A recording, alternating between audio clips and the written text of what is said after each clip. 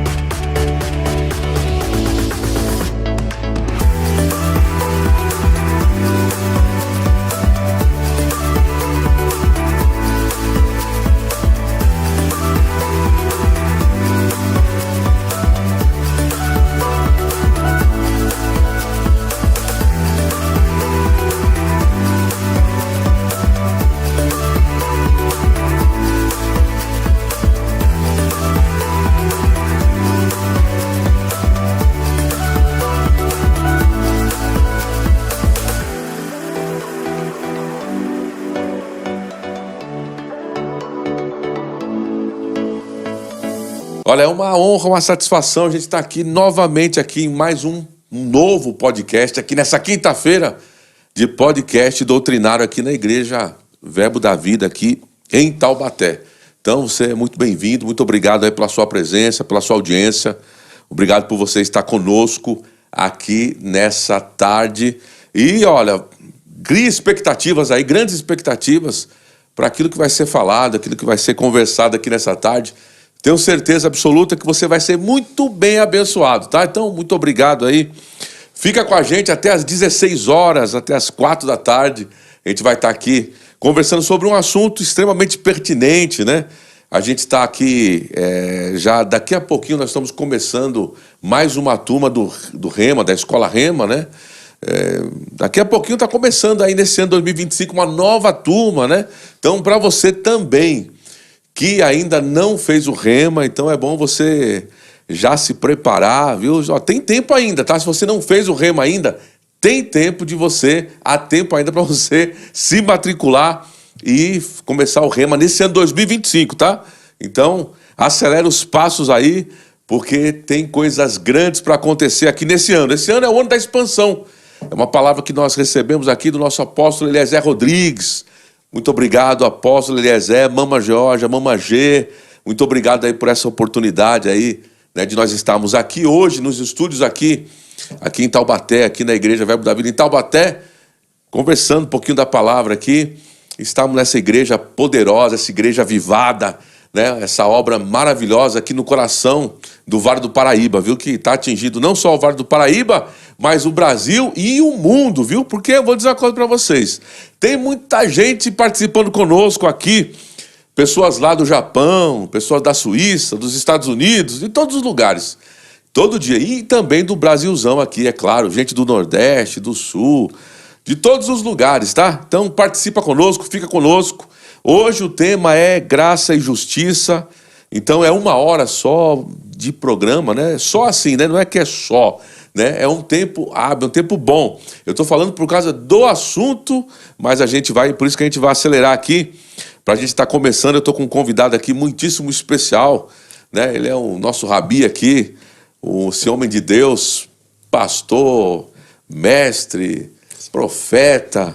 Ele ensina, ele prega e é uma bênção, é um sucesso. Pastor Beto Gomes, obrigado, pastor Beto Gomes, pastor Roberto, por sua presença aí, tá com a gente aqui nessa tarde aqui pra gente falar um pouquinho sobre esse assunto, pastor Beto. Que bênção mais uma vez estarmos reunidos, né, para mais esse podcast. Como você costuma dizer, não será mais um podcast, né? Um novo, né, pastor? Um novo podcast, mas esse será o podcast de nossa vida, e esse tempo eu sempre gero muitas expectativas, né? Para sermos de fato abençoados, edificados, enriquecidos. E quem promove tudo isso é a palavra de Deus, o conhecimento da palavra de Deus. Eu acredito numa tarde aí de revelações, libertação pelo conhecimento Amém. Da verdade. E quero motivar, encorajar você a permanecer até o fim desse podcast, bem como também compartilhar esse link aí para os seus amigos, parentes, colegas de trabalho, para todo mundo que você entende que precisa desta palavra. Quero agradecer a oportunidade para você, pastor Roberto, e também ao pastor Eliezer, né, e George, nosso pastor e mama, por acreditar na chamada de Deus, na minha vida, no potencial que Deus colocou dentro de mim. E vamos ter uma tarde aí maravilhosa, no nome de Jesus, tratando desse tema que é tão importante para que o cristão conheça, né, e venha crescer espiritualmente de uma forma eficaz, eficiente. Muito bem, pastor Beto. Então, olha aí, você fica ligado, conectado conosco aí, faz como o pastor Beto pediu, hein? Você já vai, pega esse link, faz ele, avança com esse link aí, compartilha com o máximo de pessoas que você puder nessa tarde maravilhosa. Então nós estamos falando de graça e justiça. Pastor Beto. Muito bom. O senhor já escreveu cartas? O senhor tinha esse costume de escrever cartas? Eu acho que eu já peguei... Foi nesse tempo? Eu acho que eu já peguei o tempo foi mais novo, digital, sabe? Exatamente. Eu acho que o senhor não pegou esse tempo, hein? Imagina. Quando eu tinha cabelo ainda, gente, de fato, eu tinha esse costume, né, de escrever cartas. Eu tinha muitos amigos, ainda tenho, né? Amigos em outros estados, em outras cidades. E hoje, pela tecnologia, por um aplicativo, né, de conversa, como por exemplo o Telegram, o WhatsApp, a gente consegue rapidamente, né, falar com essas pessoas, entrar em contato com elas, mas antigamente não era assim, né? Então eu escrevia cartas para os meus amigos, né? Demorava a chegar lá, quando eles respondiam também demorava a chegar cá, né? Então tinha toda aquela preparação, né, tanto para enviar como também para receber. Aí quando escrevia aquelas cartas assim, aí colocava a primeira letra grandona e colocava tipo assim, como... Porque quando eu estou falando isso aqui? Porque a Bíblia que nós conhecemos hoje, sim, né, ela foi toda separada, ela foi toda organizada, né, com capítulos, com versículos, sim, né? Então a gente está acostumado a ler a Bíblia e algumas pessoas elas acabam lendo uma parte e deixando uma outra... Né? Sim, esquecendo que uma coisa está conectada à outra muitas vezes. Começando pelo meio, né? Começa ou pelo começando meio. Pelo fim. Lê um texto, mas não lê os anteriores e não lê os textos que vêm depois, né? Exatamente. Né? Texto sem contexto, dizia um ministro, né? É pretexto para heresia. Ou é margem, né? É margem, dá margem para heresia. Pretexto, né? para heresia. De fato, ninguém começa uma carta pelo final, né? Para a gente entender o meio da carta, parte ali central da carta, bem como também o fim da carta, a gente precisa ter o contato com o conteúdo anterior, né? Porque, de fato, carta segue um raciocínio, né? Quando eu escrevi a carta, eu não começava pelo fim, nem começava pelo meio, né? Ninguém começa uma carta pela despedida. Exato, né? é claro. É assim, se despedindo, né? Não faz sentido, começar, né? uma carta com a conclusão, né?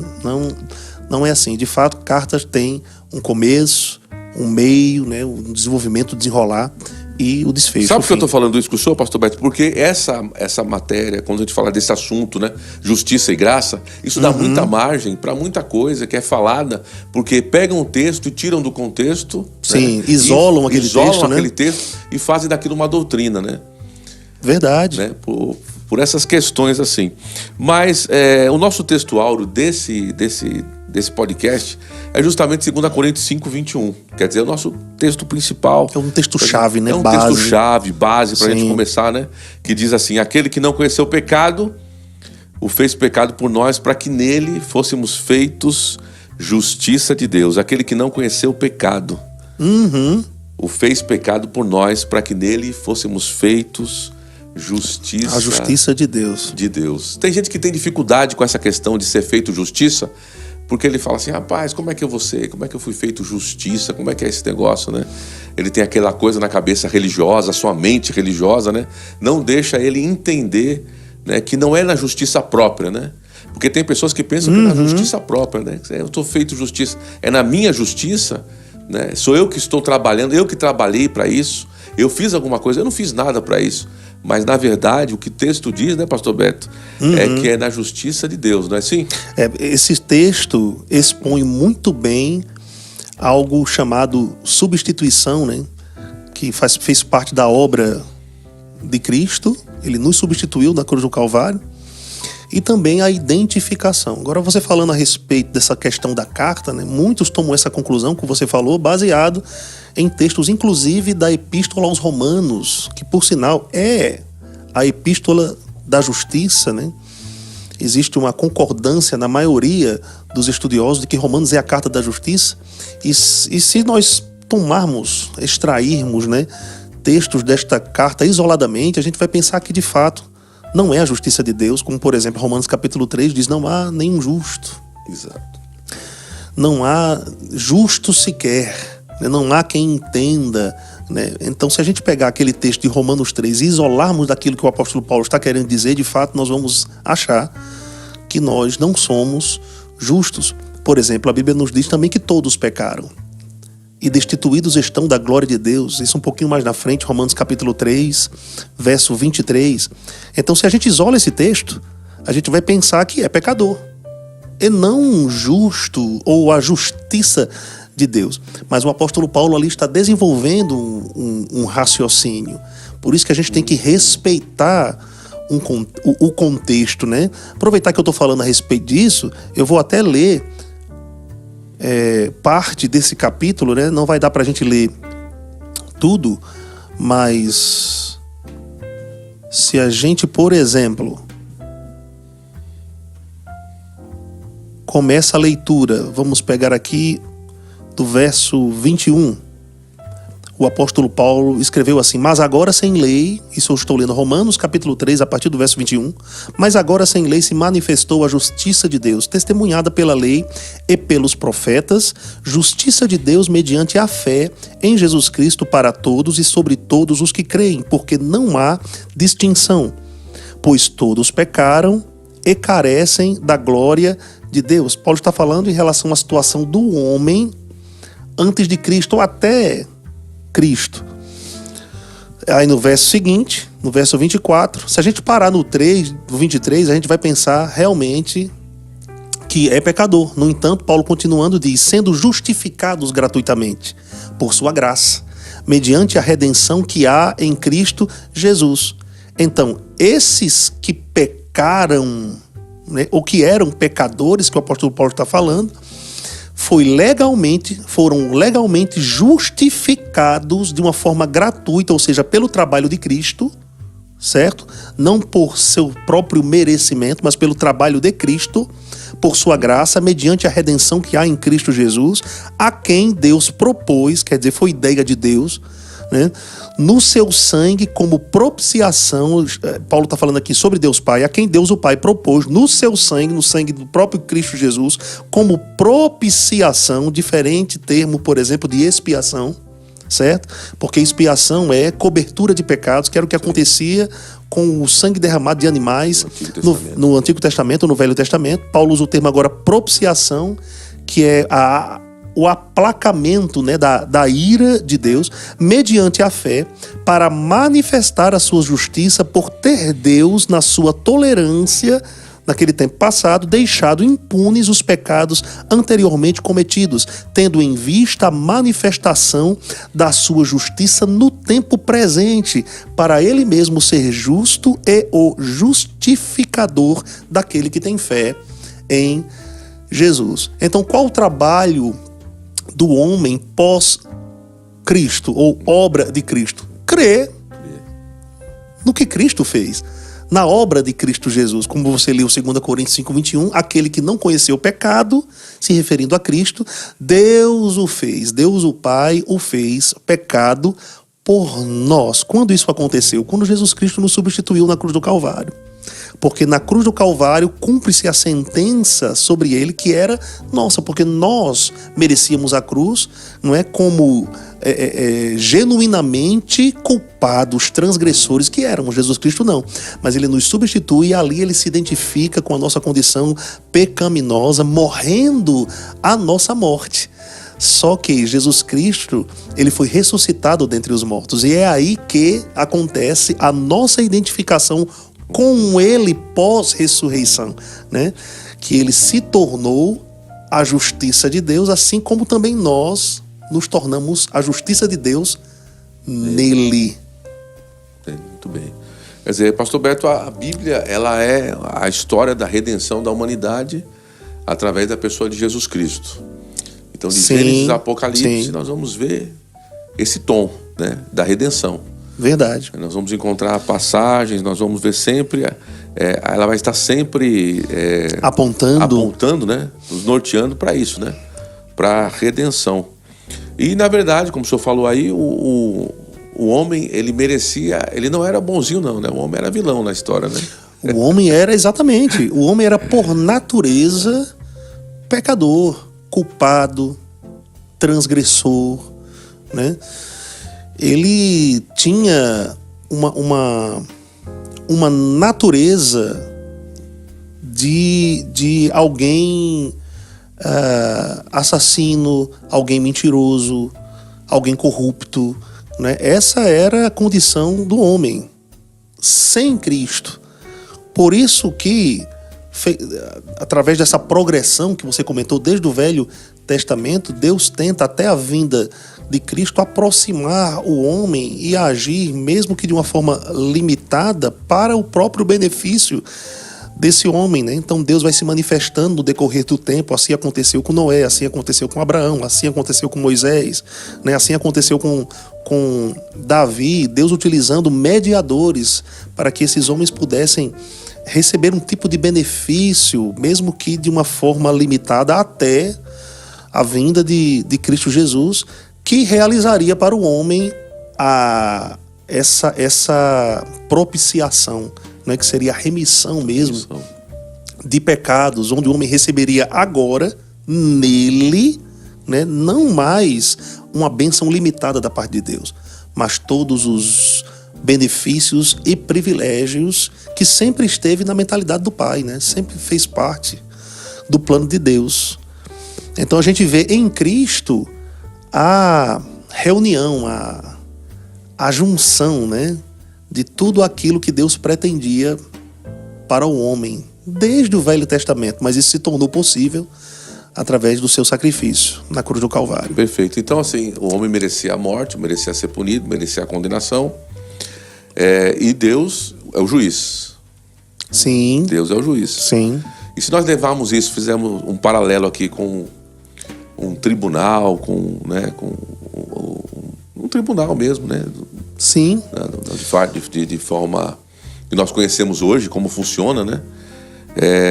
Nós vamos ver que o juiz, ele vai julgar aquilo de acordo com as leis, né? Ele vai ter que fazer ele vai ter que fazer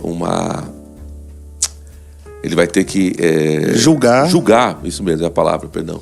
Ele vai ter que julgar aquilo de acordo com aquilo que está em suas mãos ali, que ele tem contra ou a favor daquela pessoa. Sim, né? Exatamente. Ele tem que, aquilo ali ele não pode julgar de uma forma, da forma como ele pensa ou que ele acha daquilo, né? Se ele acordou de bom humor, eu acho que eu vou liberar aquele camarada que eu vou julgar hoje. Não, ele tem que ser de acordo com aquilo que é a sentença, com aquilo que está, né, em suas mãos contra aquele homem, né? Ou contra ou a favor daquele homem. Imparcial, né? Imparcial, essa é a palavra também, pastor Beto, obrigado. Isso mesmo, de uma forma imparcial. De uma forma imparcial, não é verdade?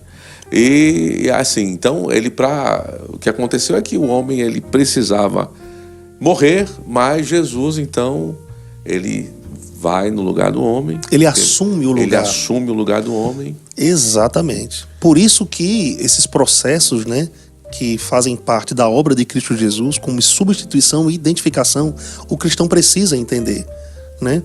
Porque Jesus Cristo voluntariamente se entregou, né? Então Jesus Cristo não foi forçado a assumir o lugar que era nosso. Ele voluntariamente se entregou. Esses processos, eles vêm a desencadear, né, um meio legal pelo qual o homem adquire liberdade da sua punição. Ou seja, a punição que era do homem recaiu sobre Cristo, porque ele voluntariamente se entregou para morrer por nós. Então Jesus Cristo, ele se fez. É o que a Bíblia diz, né? 2 Coríntios 5:21 diz que Deus o fez, porque Deus havia proferido uma palavra, uma sentença desde do Velho Testamento, na verdade, em Deuteronômio, há milhares de anos atrás. Mas em Gálatas, por exemplo, a Bíblia nos diz, em Gálatas 3:13, né, que Cristo nos resgatou da maldição da lei, fazendo-se, né, maldito em nosso lugar. Ele se fez maldito em nosso lugar de uma forma voluntária, de uma forma espontânea, né? Porque maldito todo aquele, como está escrito, maldito todo aquele que for pendurado no madeiro. Jesus Cristo sabia que quando fosse pregado na cruz do Calvário, ali ele receberia, porque Deus havia prometido, lá em Deuteronômio 21, que todo aquele que fosse pregado no madeiro seria culpado. E é ali que Jesus Cristo se identifica com a condição decaída da humanidade. Então ali, por assim dizer, Jesus Cristo se torna condenado, maldito. Então tudo que fazia parte da natureza pecaminosa do homem, né, afastada de Deus, recai sobre Cristo. E ali Jesus Cristo morre, e é muito importante entendermos que tipo de morte foi aquela, ou mortis, né, como Isaías sugere. Sim. No capítulo 53, que é o capítulo da substituição. Jesus Cristo ali morre a nossa morte. Ele morre espiritualmente. Alguns pensam que Jesus Cristo somente morreu fisicamente. Mas não. Na verdade, Jesus Cristo não poderia morrer fisicamente sem que ele morresse espiritualmente. Foi assim que Deus havia falado para o homem desde o jardim: se você comer do fruto da árvore do conhecimento do bem e do mal, você vai morrer. E ali era uma morte dupla, né? Nos originais em hebraico queria dizer: em morrendo morrerás. Se você morrer espiritualmente, você vai morrer fisicamente. Então Jesus Cristo estava dizendo: você vai se separar de mim, não é? Como consequência da falha, do pecado, e você também vai morrer fisicamente como consequência. A morte física é uma das consequências da morte espiritual, né? E a morte espiritual aconteceu por quê? Porque o homem pecou. Então o pecado atraiu para o homem a maldição, que envolvia miséria, enfermidade e morte. Essa mesma realidade recai sobre Jesus, né? Jesus se tornou miserável, sim, doente. Isaías 53 fala a respeito disso. E Jesus Cristo morre espiritualmente, possibilitando a morte física, que foi o que aconteceu. Do mesmo modo que Jesus morreu, essa morte dupla, ele ressuscita duplamente. E é isso que a gente precisa entender, irmãos, ou quem está nos assistindo, né? Jesus Cristo ressuscita duplamente. Jesus Cristo ressuscita espiritualmente, possibilitando o novo nascimento para o homem. Porque o que é o novo nascimento? É uma ressurreição. É uma ressurreição espiritual. É recebermos a própria vida de Deus. Então, assim como Jesus Cristo foi ressuscitado dentre os mortos espirituais, assim também o pecador, aquele que está morto espiritualmente, né? Ele é ressuscitado, ele nasce de novo, ele recebe a vida de Deus, né? E em sequência dessa ressurreição espiritual, Jesus Cristo ressuscita também fisicamente, só que agora com o corpo glorificado. Olha que maravilhoso, né? Nos mostrando que assim como Jesus Cristo experimentou dessa vida espiritual, ressurreição espiritual e ressurreição física, né? O homem que ressuscitasse espiritualmente também obteria o mesmo corpo glorificado que ele, que é isso que nos aguarda. Essa é a redenção plena, né? Que Jesus Cristo possibilitou, legalizou para nós. Então, a gente pode ver mais sobre isso nos livros do Reagan, Redimidos, né, que fala, né, sobre... Redimidos é um excelente livro. É um livro fininho, né, um livro fácil leitura, né, mas que ele Zoe, fala, Vida Zoe também, a própria vida de Deus. Eu ia falar justamente do livro Zoe, a própria vida de Deus, que ele fala, né, ele levanta uma bola, o Kenneth Reagan, de que o pecado, ele é espiritual. Sim. É assim, pastor? Sim, sim. Porque para a gente entender um pouco sobre essa questão da justiça, é bom entender também, quer dizer, que o pecado, ele é espiritual, não é isso? Sim. Tem um texto, rapaz, eu vou ver se eu consigo achar esse texto agora, que, se eu não me engano, está em 2 Coríntios, capítulo 6, para respaldar isso, sabe? Que você acabou de me falar. De falar aqui, ou é 1 Coríntios, capítulo 6, rapaz? Que diz que todo pecado que o homem comete... Acho que é 1 Coríntios 6. 1 Coríntios, capítulo 6, verso 18. Mas vamos pegar do verso 17. Mas aquele que se une ao Senhor é um espírito com ele. Aí o verso 18 diz: fugir da impureza. Qualquer outro pecado que uma pessoa cometer é fora do corpo. Mas aquele que pratica a imoralidade peca contra o próprio corpo. Aí Paulo sai dissertando aqui, né? Caso não sabeis que o vosso corpo é santuário do Espírito Santo, que está em vós, o qual tendes da parte de Deus, e que não sois de vós mesmos, porque fostes comprados por preço de sangue de Cristo Jesus, né? Que possibilitou, inclusive, a nossa justificação, né? Agora, pois, glorificai a Deus no vosso corpo. É importante entendermos que a justiça de Deus tem a ver com uma posição que Deus nos colocou. Ou seja, o sangue de Cristo Jesus nos viabilizou um novo caminho na qual agora podemos nele estarmos na presença de Deus. E desta feita, né? Sem pecado. Numa condição de indôneo, aceito, com a cabeça erguida, sem medo de condenação, complexo de inferioridade ou mesmo indignidade, né? Então, no verso 18, como nós lemos, esse texto respalda que o pecado, de fato, é espiritual. Quer dizer que nasce no espírito, né? O que de fato para um cristão o pecado é como uma anomalia genética, porque o pecado já não faz mais parte, da sua natureza, né? É como 2 Coríntios capítulo 5 verso 17 diz, né? Na verdade a gente poderia até vir antes, desde do 14, para entendermos que nós não nos conhecemos mais segundo a carne, né? Mesmo se tivéssemos conhecido a Cristo segundo a carne, contudo agora já não conhecemos deste modo, né? Pelo que se alguém está em Cristo, que é um pouco antes daquele texto que você leu, né? 2 Coríntios 5, 21. Se alguém está em Cristo, nova criação é, que quer dizer uma nova espécie, uma nova raça. Nova criação é, as coisas velhas já passaram, eis que tudo se fez novo. Então o cristão recebe uma nova espécie, na verdade ele se torna uma nova espécie, né? A mesma espécie de Deus, porque ele recebe a própria vida de Deus por dentro. Então o pecado agora seria o contrário, né? Algo contraditório, oposto da sua própria natureza. O pecado para o homem, ou para o nascido de novo, então, é como se fosse um erro de percurso. Seria acidental. Seria um acidente. Errar o alvo, né? Exatamente. É uma coisa que não faz mais parte da natureza, né?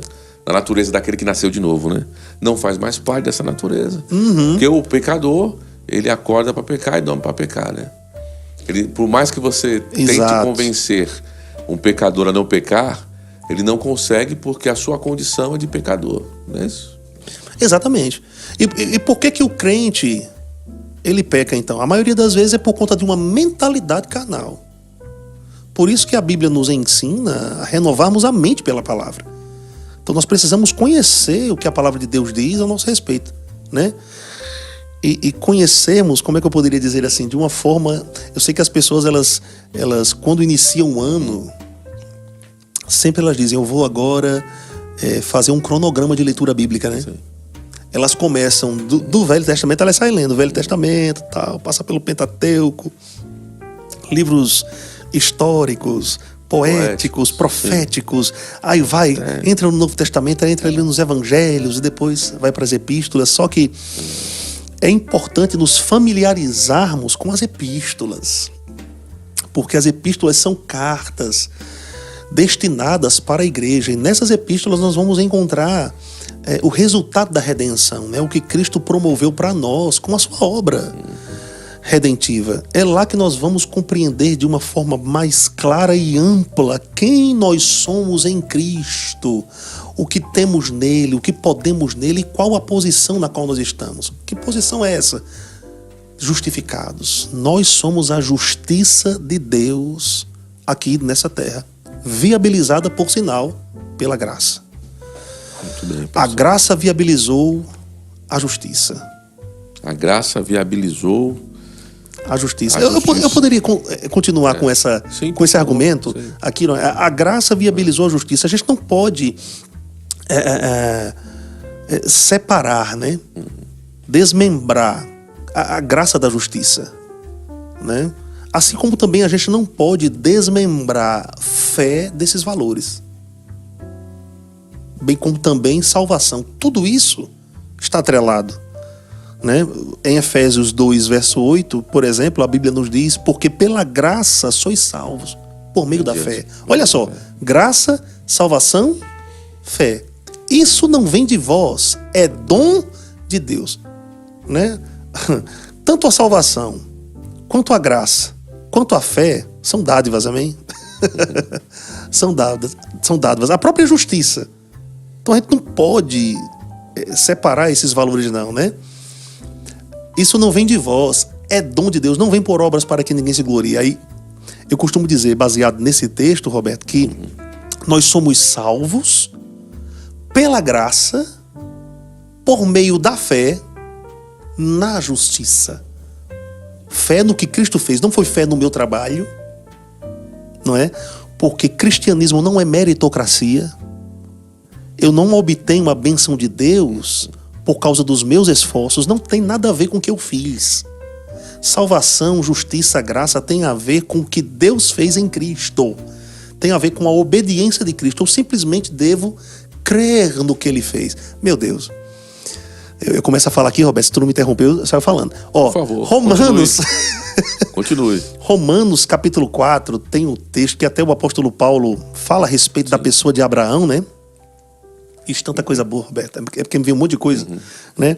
Mas Paulo diz assim: ao que trabalha, o seu salário não é contado como dádiva, mas sim como dívida. Mas aquele que não trabalha, mas crê no que justifica o ímpio, a sua fé lhe é imputada, né? Como justiça. Meu Deus do céu. Então, a justiça nos foi imputada pela fé. E a imputação é um termo jurídico também, né? Imputação quer dizer colocado em nossa conta. Colocar na conta. Foi colocado em nossa conta. Mas de que modo? Eu precisei fazer alguma coisa? Eu precisei me esforçar? Não, a única coisa que eu precisei fazer foi receber Jesus, porque Ele fez tudo por mim. E em resposta ao que Ele fez por mim, eu frutifico. Aí entra os frutos de justiça. Não é? Meu Deus, a gente é colocado... Roberto, a gente foi colocado numa condição de bem-aventurado.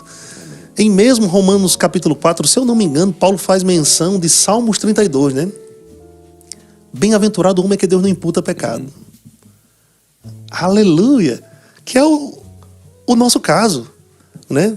Nós não somos mais considerados como transgressores. Eu estava falando aqui sobre o coração do homem, né? Assassino, mentiroso, perverso, né? Nós não estamos mais nessa condição. Nós somos bem-aventurados. Olha que maravilhoso. Jesus Cristo fez o que nós não podíamos fazer.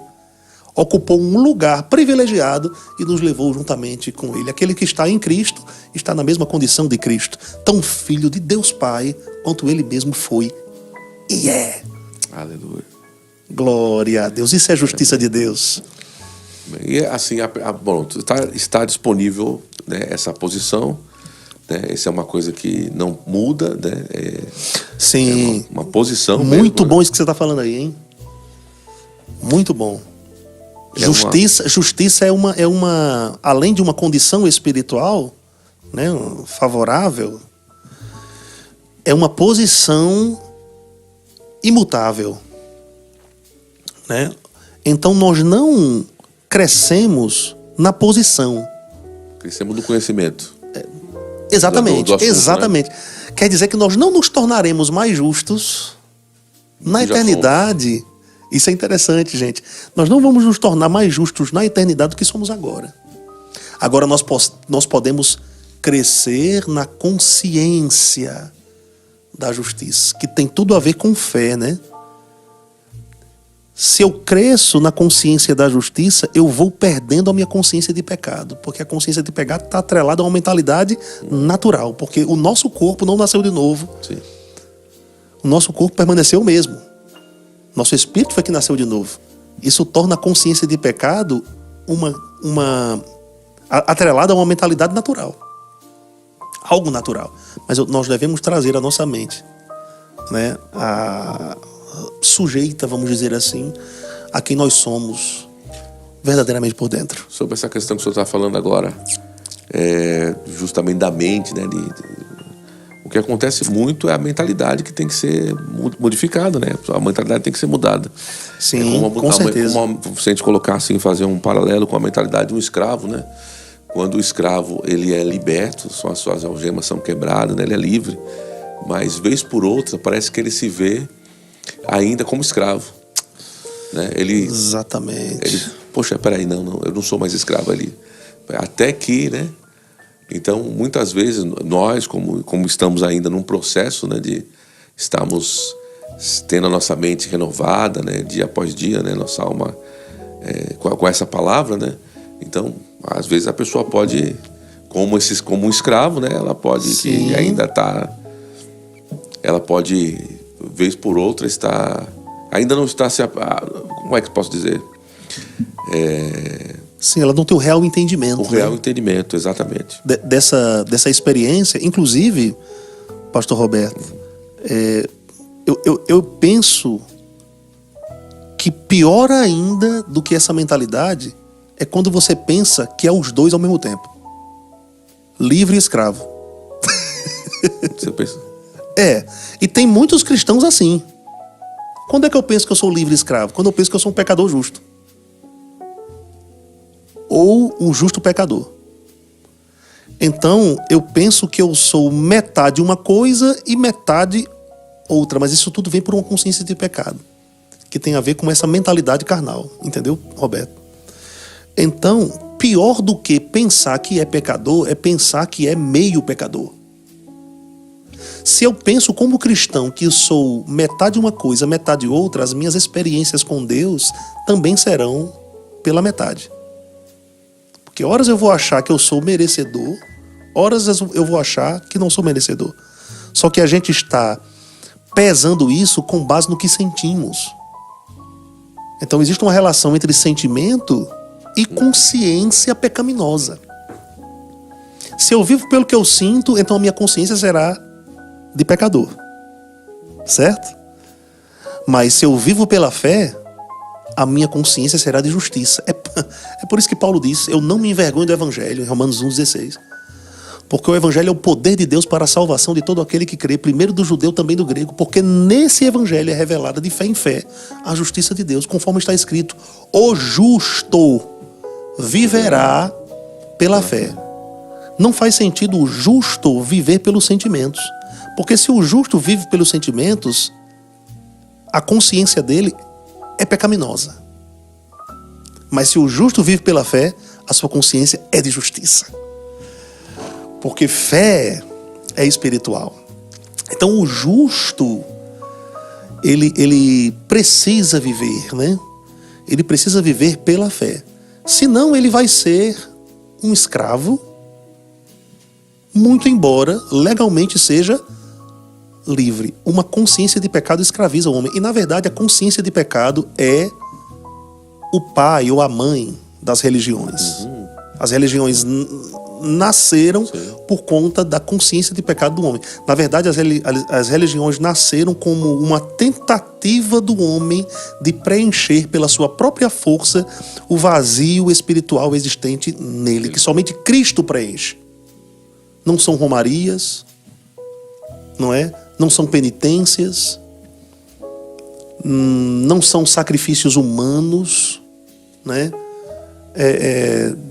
Não são drogas, não são bebidas, não é a prostituição, né? O irmão E.W. Kenyon fala algo incrível. Inclusive eu quero recomendar aqui 2 livros dele, que é a Identificação e também os 2 tipos de justiça, né? O que aconteceu também da cruz ao trono.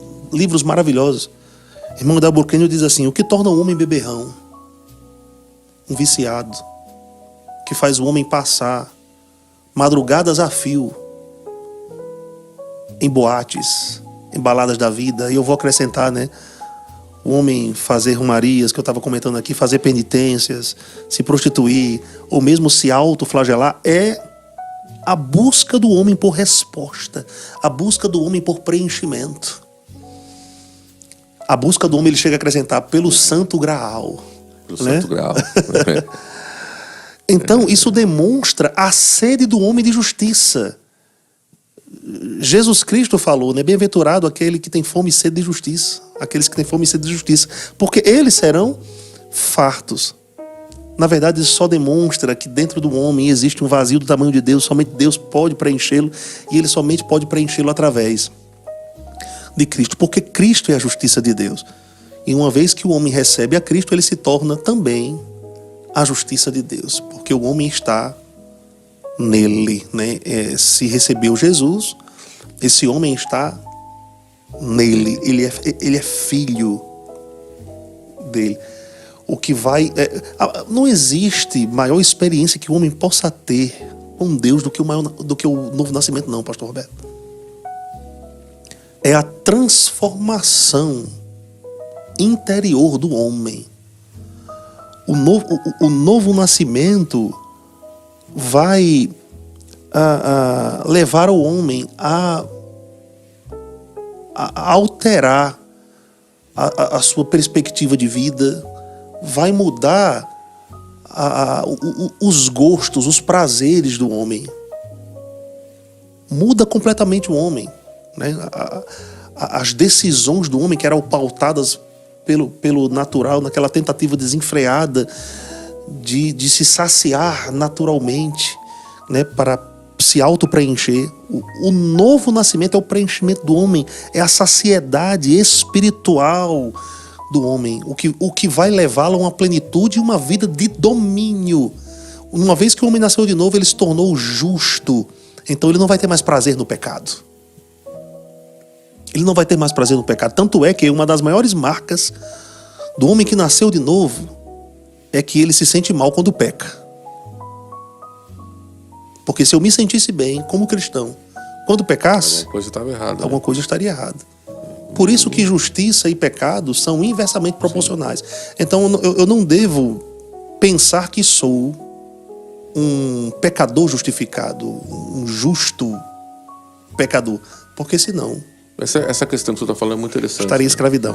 Do pecado e da justiça, né? Então, lados bem opostos, né? Naquela passagem do filho pródigo, né? Quando a gente vê o mais novo pedindo para deixar Sim. né? E cai fora, e ele só quer o dinheiro dele, a grana, né? Que é a sua herança, né? Que naquela época, quando a gente lê o texto, a gente tem que ver ali para a época, né? O que aquilo estava querendo comunicar, né? Na verdade, eram três. Jesus estava contando três histórias, né? Mas era uma pregação só, era um ensino só, né? Verdade. Da dracma perdida, da ovelha perdida e do filho pródigo. E do filho pródigo. Né? E aí o jovem mais novo, ele quer a sua grana, quer a sua herança. E para aquela época ele estava querendo dizer o seguinte: eu não quero mais o senhor, né? Como pai, né? Não quero mais o pai. Eu quero só o que o senhor tem, que o senhor pode me fornecer. Eu quero pegar essa grana, pegar minha herança, ir embora e seguir minha vida, mas eu não quero mais contato com o pai. A gente pode colocar assim, dessa forma também, que se a gente colocar o conceito do pecado, né, se a gente for fazer isso, um conceito do pecado, né, o homem, né, querendo aquilo que Deus tem, né, para lhe fornecer, né, mas sem a conexão com o pai. Com certeza. Afastado do pai. Né? Então ele quer aquilo que Deus pode dar, ele quer a riqueza, ele quer, mas ele não quer o relacionamento. Ele não quer a comunhão. Não quer a comunhão. Exatamente, exatamente. E a graça pela justiça promove o homem comunhão, rapaz. Comunhão com Deus, que começa, que nasce no Espírito. Que nasce no Espírito. Então, se eu quero benefício sem comunhão, isso vai ser muito prejudicial para mim. Né? O homem lá fora, por exemplo, eu poderia até dizer que seja normal o homem buscar coisas lá fora, né? O que deve ser anormal é dentro, nós numa condição de filhos, buscarmos coisas, nada contra nós nos planejarmos, trabalharmos para melhorar nossa vida, né? Mas em tudo nós devemos envolver Deus.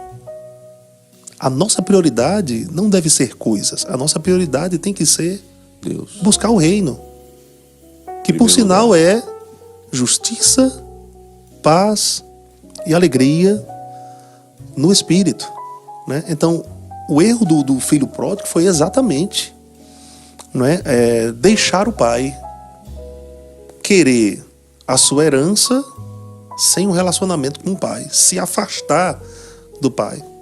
Mas, embora pareça triste, o início dessa história é lindo o desfecho, né? O final. Não que Deus pretendesse que, ou o pai, né, que representa Deus Pai, pretendesse que o filho deixasse ele, né? Mas o filho cai em si, percebe o que deixou, volta, e o pai, meu Deus, o pai não é carrasco, não é maldoso com ele, recebe como ele está, o veste de maneira adequada, que, aleluia, nós temos em Cristo vestes de louvor, manto de justiça. A Bíblia diz que aquele pai coloca um anel nele, sandálias. Tudo isso é uma representação de uma roupa espiritual adequada. Aquele homem querendo ser um trabalhador, né? Me deixa. Com o meu trabalho, então, eu vou obter o meu sustento. Nada contra esse pensamento, né? Seria até justo. Mas o pai sabia que tudo que pertencia a ele, pertence ao filho. No momento em que o filho volta, ele passaria a desfrutar de todos os benefícios e privilégios, muito embora aquele filho tivesse esbanjado, né? Esbanjado a sua herança e perdido tudo, né? Mas o pai estava ali de braços abertos. Aí o outro filho, que poderia ser considerado como o religioso, né, de plantão. O religioso, exatamente. Eu faço tanto. Exato. Eu faço tanto. Sim. Né? Esse outro irmão aí, olha aí. Como é que você o recebe desse jeito? Pegou a herança, foi embora, não quis nem saber do senhor. Perdeu tudo. Aí agora, com a cara lavada, volta, depois que perdeu tudo. A gente poderia até pensar, né, Roberto, que seria justo o pai dizer assim: não, você decidiu ir embora, eu não te recebo mais. Mas como o pai representa Deus Pai, Deus é amor, rapaz. Deus é amor. Deus está disposto a receber aqueles que estão afastados, né? E lhe restituir, vamos dizer assim, aquele local na qual ele nunca deveria ter saído com todos os benefícios e privilégios. E o pai diz para aquele irmão mais velho, né? Tudo que eu tenho é teu, está aí à tua disposição. Você deveria se alegrar. O teu irmão estava morto e reviveu, perdido e foi achado. Bem. Que maravilha, né, Roberto? Eu tô falando muito hoje, viu? Muito bem, não. Tô falando muito hoje, Roberto. Tá, pastor Beto, o senhor nos enriquece aqui com essas pepitas, né? Com essas... É porque vai chegando também tanta coisa, pastor Roberto, que... Meu Deus. Você precisa meditar na epístola do apóstolo Paulo aos Romanos, não isolando o texto do seu contexto. Leia tudo. Né, que você deguste de cada parte dessa epístola, que é a epístola da justiça, para que você seja abençoado. E eu declaro sobre a sua vida, você que está nos acompanhando pela internet, que você vai ser liberto pela mensagem da justiça, entendendo que você é justificado em Cristo e te é restituída a glória de Deus. Ao mesmo tempo que o homem foi destituído da glória com o pecado, ele é restituído à glória pela justiça de Deus em Cristo. Eu posso ler Romanos 5? Por favor, pastor. Romanos 5, versos 12. Na verdade, verso 1 ele diz: justificados, pois, pela fé, nós temos paz para com Deus, por meio de nosso Senhor Jesus Cristo, por intermédio de quem obtivemos igualmente acesso pela fé a esta graça, na qual estamos firmes e gloriamo-nos na esperança da glória de Deus. Eu vou saltar para o verso 12. Portanto, assim como por um só homem entrou o pecado no mundo, e pelo pecado a morte, assim também a morte passou a todos os homens, porque todos pecaram. Porque até o regime da lei havia pecado no mundo, mas o pecado não é levado em conta quando não há lei. Entretanto, reinou a morte desde Adão até Moisés, mesmo sobre aqueles que não pecaram, à semelhança da transgressão de Adão, o qual prefigurava aquele que havia de vir. Todavia não é assim um dom gratuito como a ofensa, porque se pela ofensa de um só morreram muitos, muito mais a graça de Deus e o dom pela graça de um só homem, Jesus Cristo, foram abundantes sobre muitos. O dom, entretanto, não é como no caso em que somente um pecou, porque o julgamento derivou de uma só ofensa para a condenação, mas a graça transcorre de muitas ofensas para a justificação. Se pela ofensa de um e por meio de um só reinou a morte, e aqui Paulo está traçando paralelos, né, entre Adão e Jesus, muito mais os que recebem a abundância da graça e o dom da justiça reinarão em vida por meio de um só, a saber, Jesus Cristo. Pois assim como por uma só ofensa veio o juízo sobre todos os homens para a condenação, assim também por um só ato de justiça veio a graça sobre todos os homens para a justificação que dá a vida. Porque como pela desobediência de um só homem muitos se tornaram pecadores, assim também por meio da obediência de um só muitos se tornaram justos.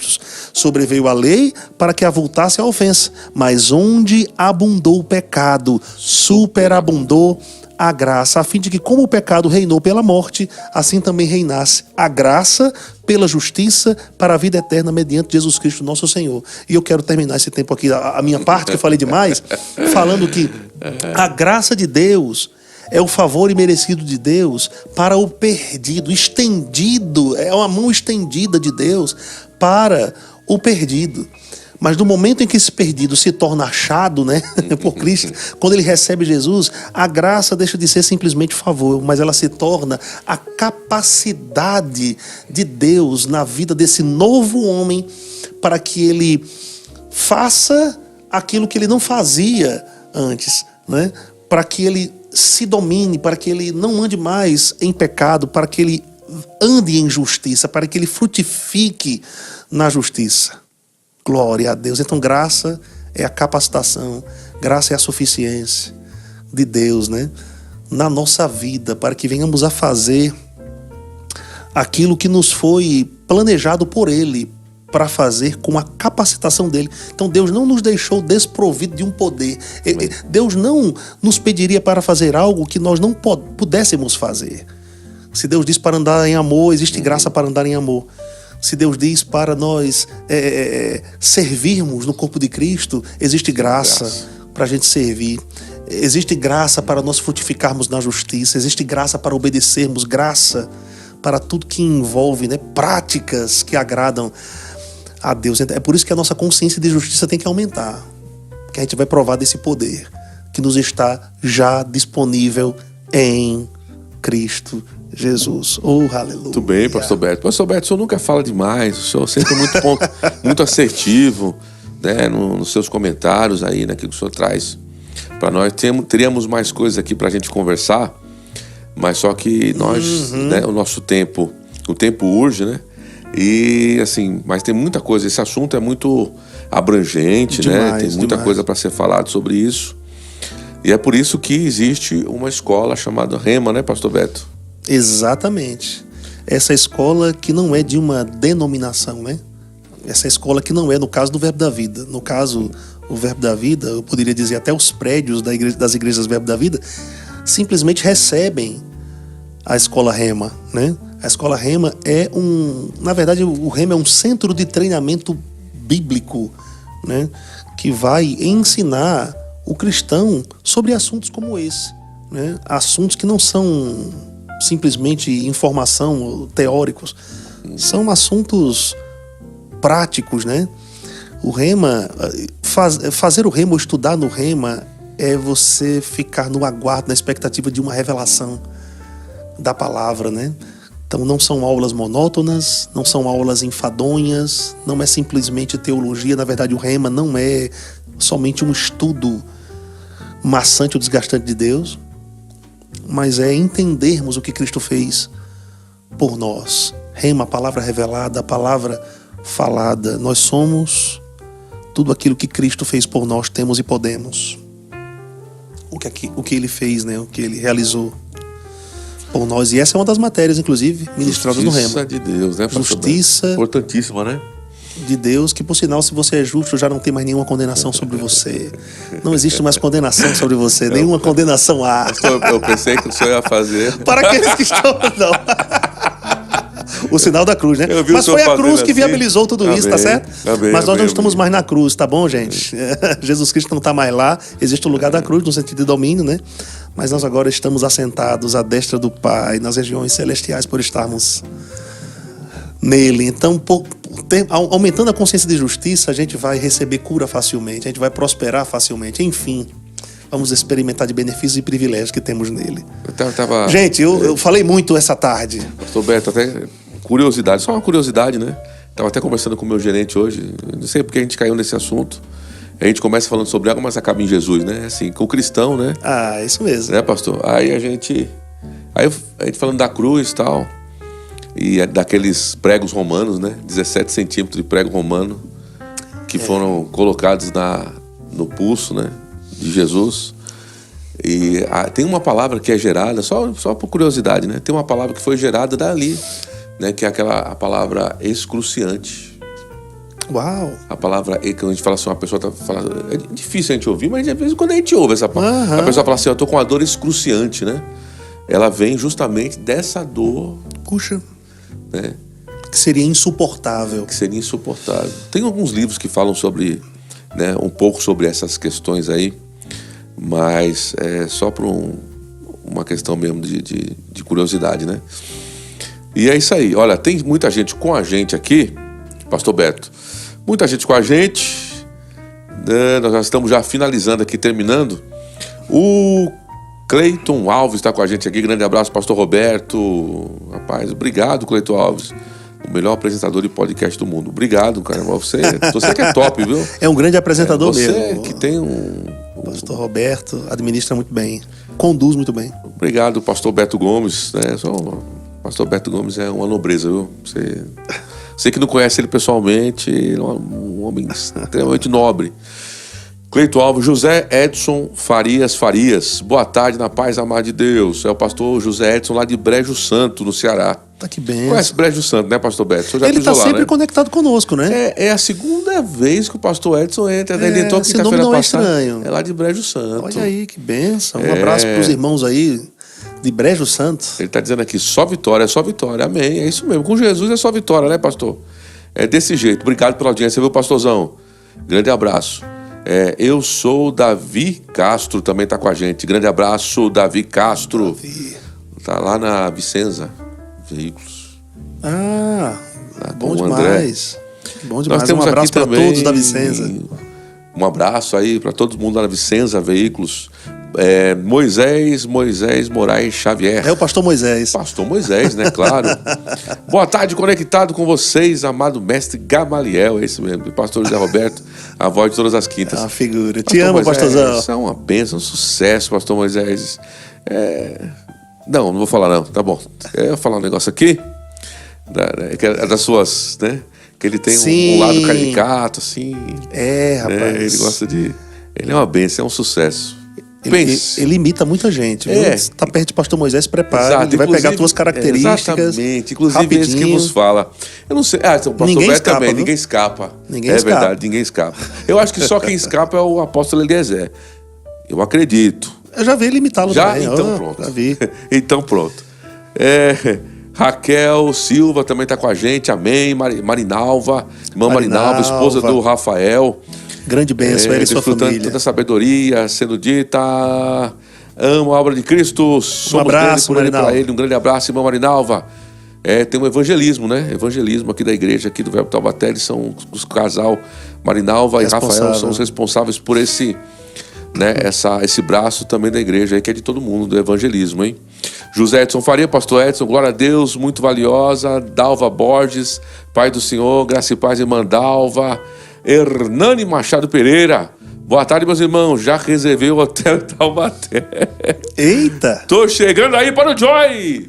Meu Deus do céu, o Joy, bênção. pastor Beto. Teremos eu esqueci o Joy. de falar do Joy.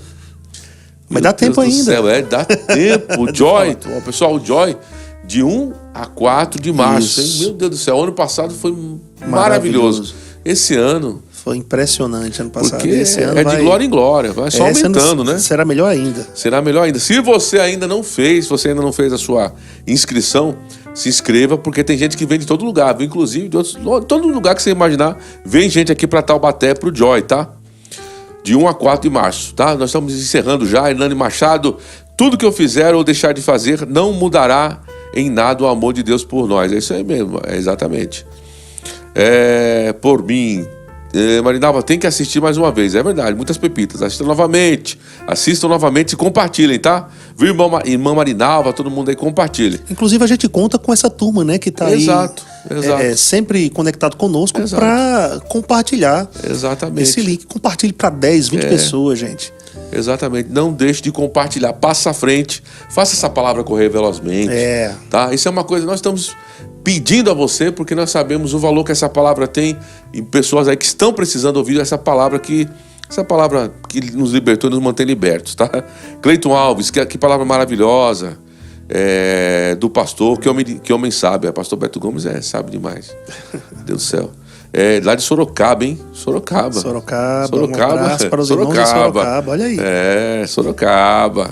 Quem é essa pessoa? É o Cleiton Alves. Cleiton Alves. Sorocaba, tem Verbo da Vida lá em Sorocaba. Tem, né, tem Verbo da Vida lá. Que bênção, Cleiton. Tô de carona conosco. Também, amo vocês demais. Quem é tô de carona, hein, pastor Beto? Tô de carona. Tô de carona? Tô de carona. É mesmo? Eita, sei quem é não. Ainda é misterioso, a não ser que essa pessoa queira se revelar. Diga aí, quem é você, tô de carona? Josean Dantas, louvado seja Deus pela sua vida, mano e pastor Beto, homem de Deus, pastor José Dantas do Verbo Natal. Eu conheço Josean. Um abraço, Josean, pra você. Puxa, quanto tempo eu tive em Natal, acho que há uns 2 anos atrás, eu tive o prazer de reencontrá-lo. Josean me conhece desde de adolescente. Que sucesso. Um abraço, Josean. Pra ti, família querida. Josean. E os irmãos do Verbo em Natal. Espero breve revê-los. Tem muita gente com a gente aqui, pessoal, mas tem muita gente, ó. Josiane Dantas, grande abraço. Josiane Marinalva, Rema transforma a nossa vida. Rema transforma, isso não é jargão não, tá? Rema transforma as vidas. Luísa Gomes, graça e paz, pastores, graça e paz, Luísa. Ó, toda quinta-feira nós estamos aqui às 15 horas. Tô de carona, Deus é bom, esse ano é extraordinário. É desse jeito, viu, tô de carona. Ainda não se revelou, né? Não se revelou, tô de carona. O ano, tô de carona, muito bom. E o pastor Edson aqui, amém, nos agradecendo por esse banquete maravilhoso. É um banquete, tem que ouvir mais vezes, hein? Essas pepitas aqui que o pastor Beto trouxe pra nós aqui, ó. Então aproveita e assiste muitas vezes. Pastor Edson, sabe o que o senhor faz? Compartilha. mas compartilha com todo mundo, tá? Não deixa de compartilhar, não. Amém? Então, tô de carona, Joy, é isso aí, vem pro Joy, viu? Robert William aqui de Taubaté. Robert William. É o Robert, tô de carona. É o Robert. Tá certo. Robert, é você que tá de carona? Tá certo. Pois eu declaro um carro.